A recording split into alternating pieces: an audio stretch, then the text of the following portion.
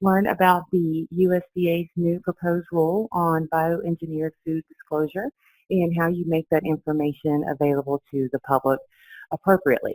So there has been a lot of changes recently, so we're going to go over a lot of information today, but we want to make sure that everybody is clear on who is exactly covered by the standard, because the standard does have some exclusions, so it's very important to understand if you are in the scope or not in the scope of the standard.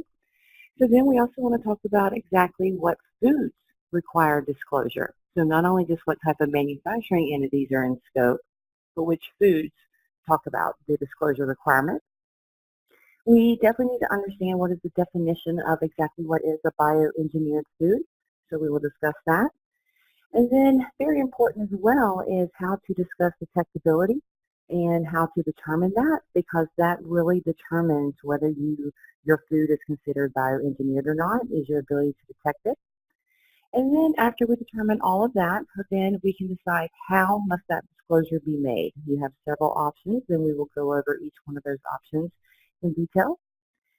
And then it's also very important to understand who is actually responsible for making the disclosure. And there's some rules around that we will definitely discuss.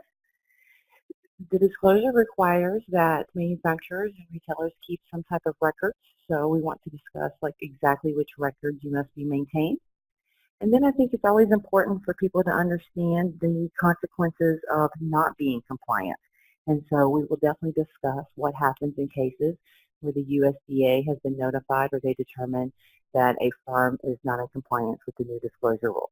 So we'll talk about what those consequences are.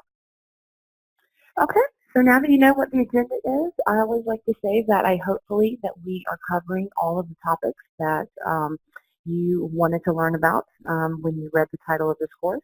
If, however, you do have questions or something wasn't answered, please feel free at the end to utilize the chat, and I will actually get those questions answered for you.